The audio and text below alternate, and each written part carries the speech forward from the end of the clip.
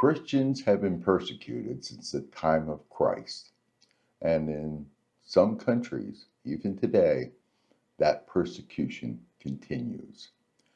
The 2025 World Watch List was recently put out, and the World Watch List is Open Doors' annual ranking of the 50 countries where Christians face the most extreme persecution. Countries are scored on a 0 to 100 scale. The higher the number, the more extreme persecution suffered by Christians. And the methodology they use to get these scores will be put below in the video detail section. So here's the list of the 10 countries that top the list. And I'll add a card that will show the score, the source of the persecution, and stay to the end of the video and I'll have some concluding comments about these countries. Number 10, Afghanistan. Most Afghan Christians are converts from Islam, which makes it basically impossible to practice their faith openly. In Afghanistan, leaving Islam is considered shameful by family and community, and conversion is punishable by death under Islamic law. This has been increasingly enforced since the Taliban took control of the country in 2021. If converts are discovered, the family, clan, or tribe may try to preserve its honor to deal with the convert through pressure, violence, or even murder. If a convert's faith is discovered by the government, many Afghan believers have no other option but try to flee the country.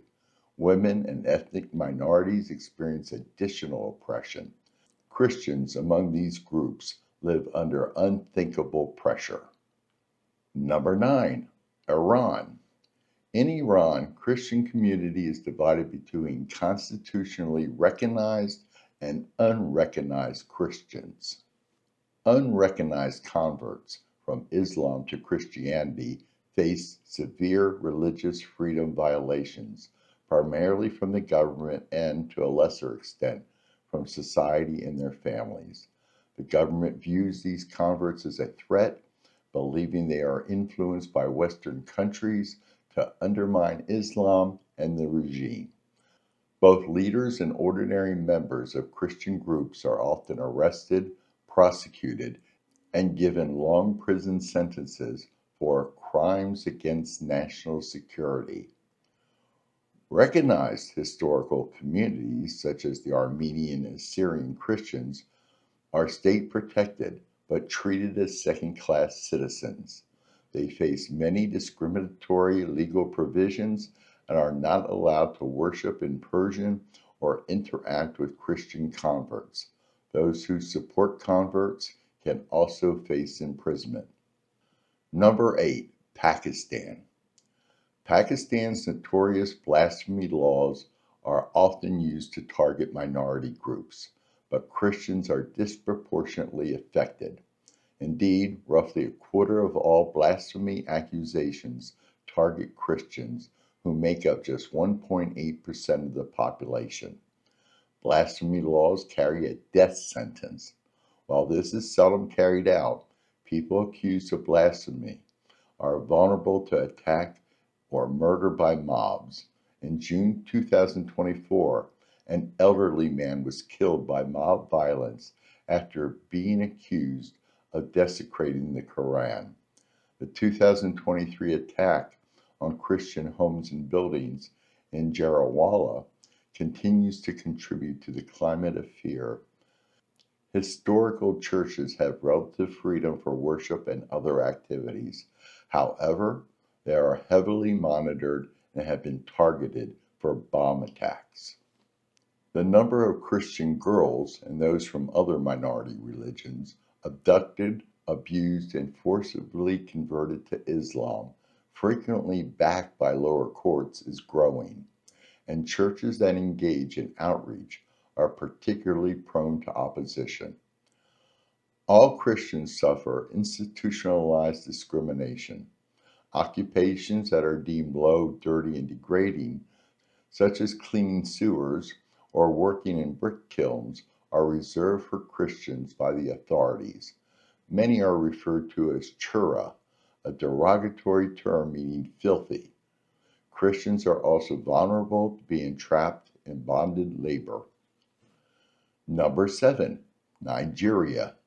Jihadist violence continues to escalate in Nigeria, and Christians are particularly at risk from targeted attacks by Islamic militants, including Fulani fighters, Boko Haram, and ISWAP, Islamic State West African Province.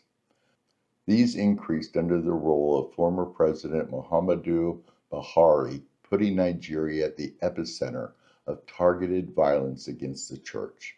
The government's failure to protect Christians and punish perpetrators has only strengthened the militants' influence. While Christians used to be vulnerable only in the Muslim-majority northern states, this violence continues to spread to the Middle Belt and even further south. The attacks are shockingly brutal. Many believers are killed, particularly men, and women are often kidnapped and targeted for sexual violence. More believers are killed for their faith in Nigeria than anywhere else in the world. These militants also destroy homes, churches, and livelihoods. More than 16.2 million Christians in sub-Saharan Africa, including high numbers from Nigeria, have been driven from their homes by violence and conflict. Millions now live in displacement camps. Christians living in northern Nigerian states under Sharia Islamic law can also face discrimination and oppression as second-class citizens. Converts from Islam often experience rejection from their own families and pressures to renounce their new faith. They often have to flee their homes for fear of being killed. In 2023, Bola Tinubu was elected as the new president of Nigeria. Although both he and his predecessor are Muslim, the new president has carried out a major reshuffle. This has provided a better representative balance of the two faiths in leadership positions than under President Buhari. It was hoped that this would lead to acknowledging the human rights violations against Christians and to more effective intervention by security forces to protect Christians. However, this did not happen to a tangible extent during the World Watch List 2025 reporting period. Number 6. Eritrea. Eritrea's persecution landscape is complex. On the church front, the government recognizes only the Eritrean Orthodox Church, Catholic and Lutheran churches, and Islam. Converts from Islam or Orthodoxy to the Protestant faith risk severe mistreatment from their families and communities. Non-traditional churches face the harshest violations from both the government and the Eritrean Orthodox Church. For many years, government security forces have conducted house-to-house raids, arresting hundreds of Christians. In Eritrea, daily life is heavily monitored, with phone calls and internet usage under constant scrutiny. Eritrea is often called the North Korea of Africa due to extreme state control. Christians, especially those not recognized by the state, suffer the most. Extreme pressure, state-sanctioned violence, and conscription are forcing some Christians to flee the country.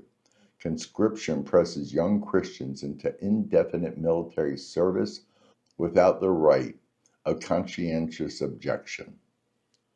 Number 5. Sudan. Sudan was on a path towards religious freedom, but a coup and devastating war dashed these hopes. Christians are once again in danger. After a year and a half of war, Sudan is now home to the world's largest displacement crisis and the world's largest hunger crisis, with nearly 9 million people having been forced to flee their homes. Neither side is sympathetic to Christians, and The conflict has given Islamic extremists more opportunity to target them. More than 100 churches have been damaged so far, and Christians have been abducted and killed. Sudanese Christians who have come to the faith from a Muslim background face severe backlash from their families and communities. These believers tend to keep their faith secret, even from their own children.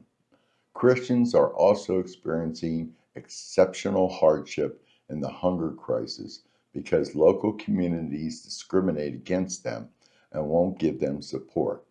Much of the church in Sudan, which might have been able to help with aid distribution, is on the run. Number 4, Libya. In Libya, following Jesus is a huge risk for anyone. Libyan Christians with a Muslim background face violent pressure from their families and communities to renounce their faith. Foreign Christians, especially those from sub-Saharan Africa, are targeted by Islamic militant and criminal groups. These groups kidnap and sometimes brutally kill Christians. Even if they avoid such a fate, sub-Saharan Christians face harassment and threats from radical Muslims. Christians who openly express their faith or try to share it with others risk arrest and violent opposition.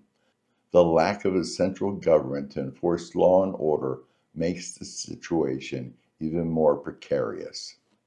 Number 3, Yemen. Torn apart by a civil war, life is very hard for everybody in Yemen, and even harder for Christians. The country is now divided into territory ruled by 3 different powers, as well as some areas held by Al-Qaeda and the so-called Islamic State. None of the powers involved are sympathetic to Christians, and the official constitution upholds Sharia, Islamic law, and no freedom of religion. The 1% of Yemenis from minority religions are severely marginalized. Relief aid is mostly distributed through local Muslim groups and mosques, which are alleged to be discriminating against anyone not considered a devout Muslim.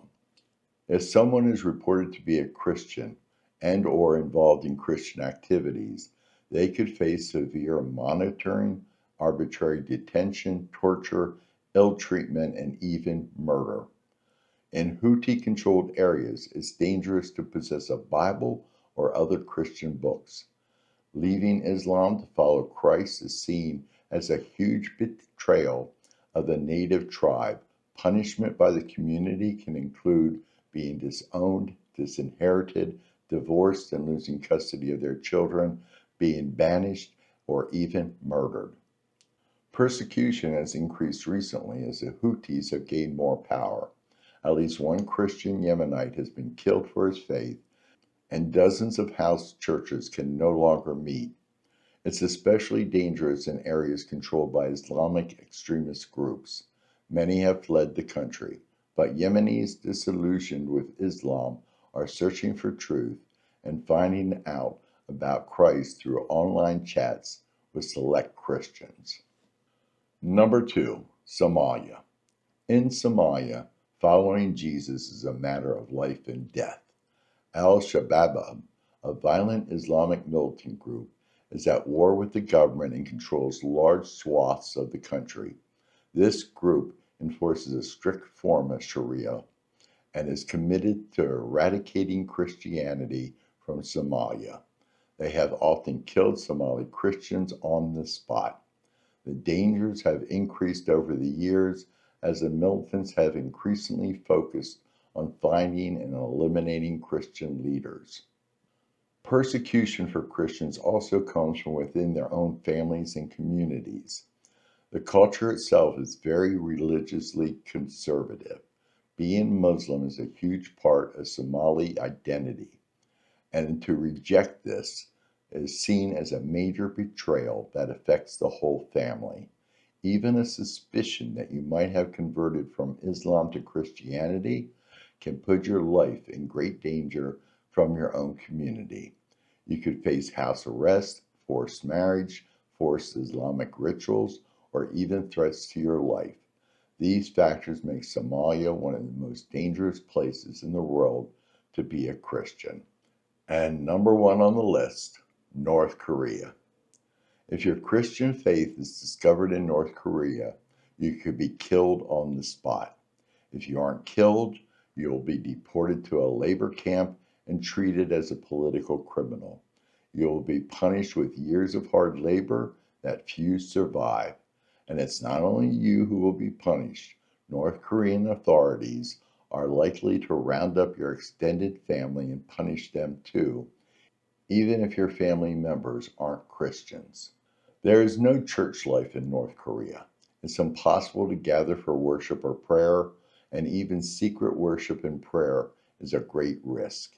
Official spies could inform on you if they have any indication that you are a Christian, and so could your neighbors or teachers. Recognizing any deity beyond the Kim family is considered a threat to the country's leadership. Anti-reactionary thought laws were enacted in December 2020. These made it even clearer that being a Christian or owning a Bible is a serious crime and will be severely punished. While a handful of churches exist for visitors in the capital, Pyongyang, these serve for propaganda purposes only and are no indication of religious freedom in the country. Even North Korean citizens who have escaped the country are not safe. Refugees in other countries, particularly China, are at risk of being rounded up and sent back to appalling punishments. Chinese spies work with North Korean authorities to return refugees, including Christians. If it is discovered that a North Korean has become a Christian or has heard the gospel or come in contact with Christians, then they will be singled out for severe punishment. I would not be surprised if you noticed that 9 out of 10 of these countries have a Muslim majority population. Now, I keep on hearing that Islam is a peace-loving religion, that most Muslims are moderate, not holding extremist views. But moderate compared to whom? The United States population or the Muslim population? If it's the former, most Muslims are just like most Americans. But if the latter is true, that they're moderate compared to the Muslim population, this could be more extreme than we think. And in economics, we love the idea of revealed preference. Don't listen to what anybody says, watch what they do. And there was a recent incident in the United States that is kind of telling of the real views that Muslims might have and Muslims living in the United States. This happened up in Dearborn, Michigan. And you can find a video of this on YouTube. That the city of Dearborn renamed a street, and they named it after a suspected Islamic terrorist. So a Christian pastor shows up at the city council meeting to complain about this. Well, one council member said, "Well, sir, I would suggest to you then, if you don't like it, don't drive on that road or drive with your eyes closed." Couldn't believe that that comment would come out of a reasonable person, that somebody should drive with their eyes closed. But what was more telling was the reaction of the Muslim mayor of Dearborn. He looks at this Christian pastor and says, "We don't want you in our town. And when you leave, I will throw a parade celebrating that you have left Dearborn." Doesn't sound very moderate to me. In the United States, we love immigration. I'm an economist. I know all the benefits of immigration. But it appears that at least in Dearborn, the Muslims that have moved there don't want to integrate into the American ethos. They want to set up a small Muslim community, and they have basically done that. And how did they behave? "We don't want Christians in our area, and we'll throw parades when you leave." Now, it's sad to say, this is just the top 10 list. There are 40 more countries on this list. And if you want, put it in the comments. If you want to hear about the rest of them, I'll make more videos. Just put it in the comments. Tell me you'd like to see them, and I'll get them done in the next week or two. Or if I get a lot of views on this one, I'll try a second one. Stay tuned to the channel.